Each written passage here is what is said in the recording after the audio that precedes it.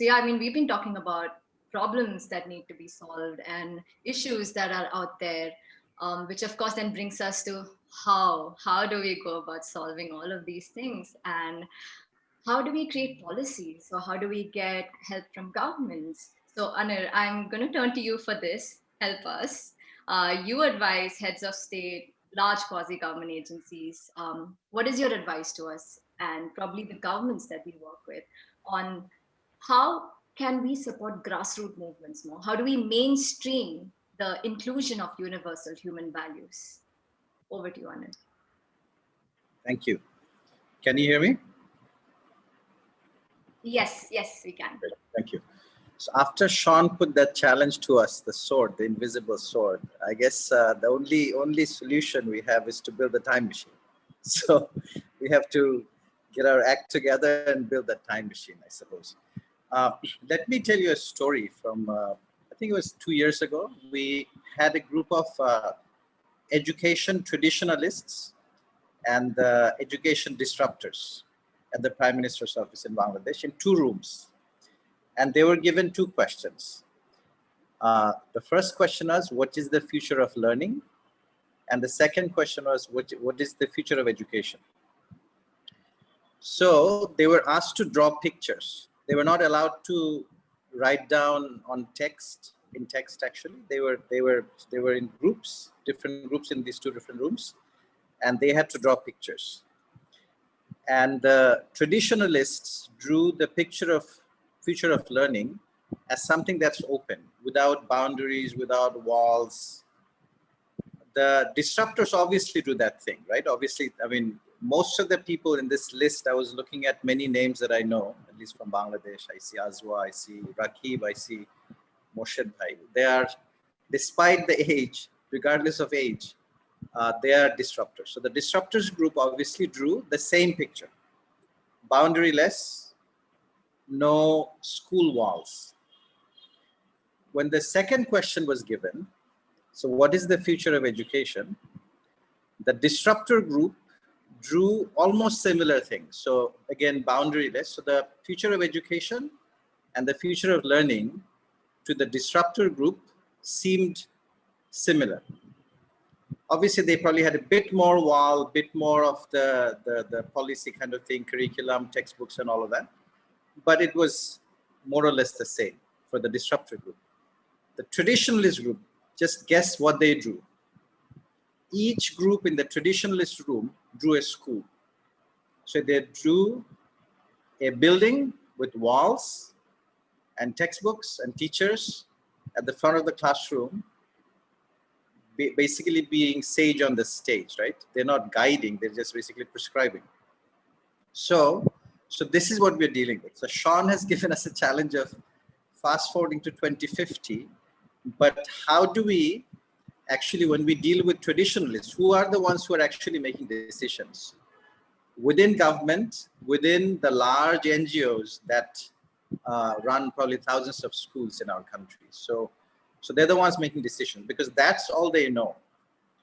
Any disruption is a risk because nobody even will want to send their children, or most people won't. Even the disruptor groups often, I know many disruptors who will not send their children to an experiment because they know that what has basically been there for 100 years, whether it has worked or not, it has been there for 100 years. And it's still going to be there for another 100 years if you don't break it down.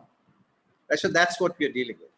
So now let me talk about maybe 4 or 5 things that will have to be dealt with. I mean, Sean has given us a challenge of time machine. Kathy talked about the social learning and how joyful learning actually is extremely necessary. And Suhela talked about the children who are not even part of that system. I mean, we probably have about 1 billion plus kids in primary and secondary schooling in the world. And about, I was just looking up the data, the last data that I saw from 2016 was about 263 million kids that are not in school, that school that we all hate, that we want to break down. They're not even there. So where are they? Are they in that wonderful future of learning that the disruptors drew, They're not even there. So where are they? They're actually excluded completely, right? So they're not even part of any system.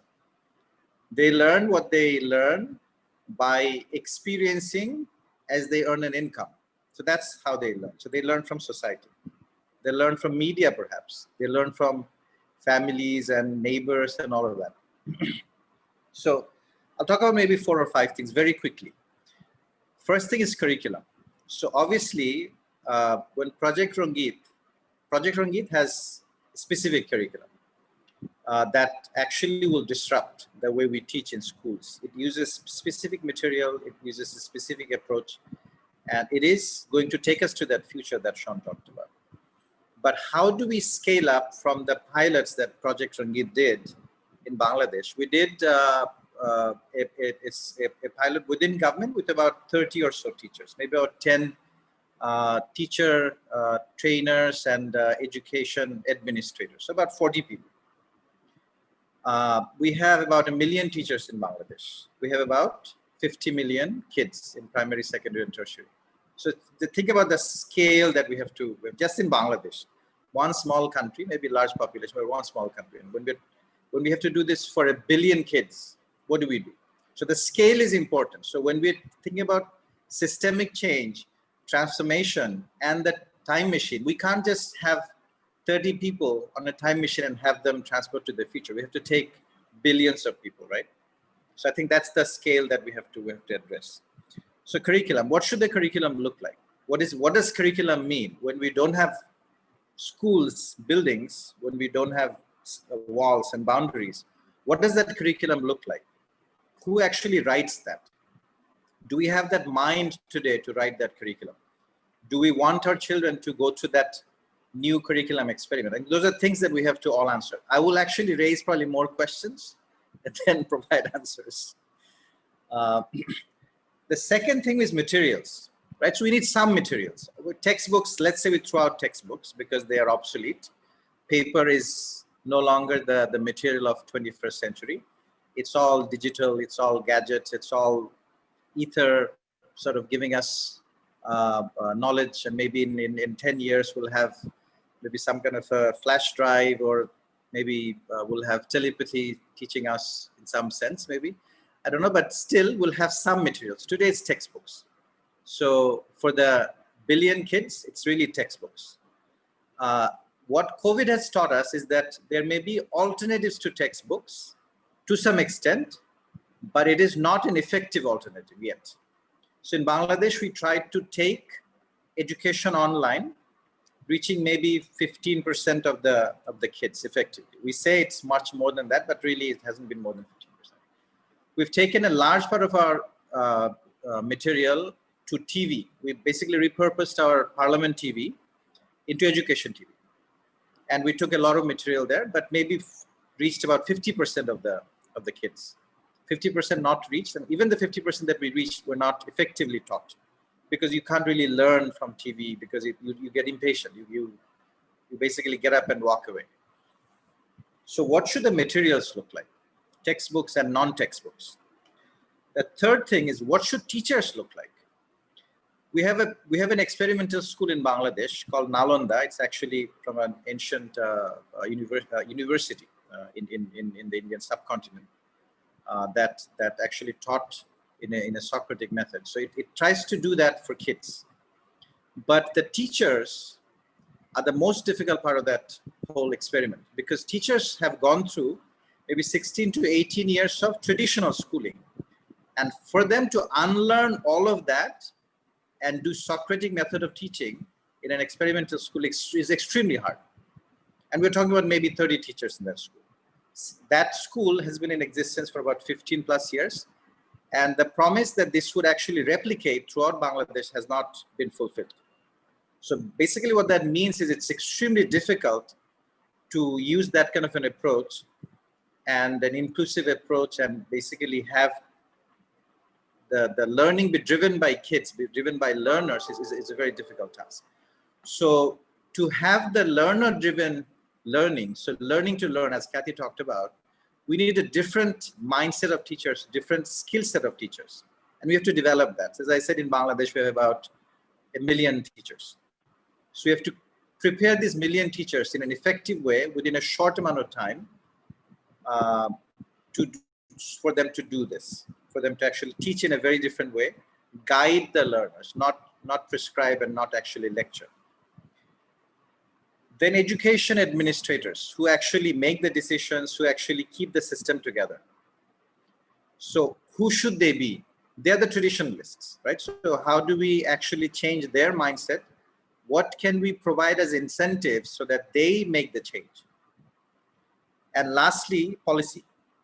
So there is a new education policy in India, which looks very promising. It tries to blend in digital materials. It tries to be very inclusive.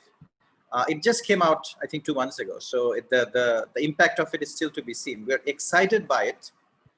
We want to adopt many of the lessons that are actually inscribed in it, that are embedded in it.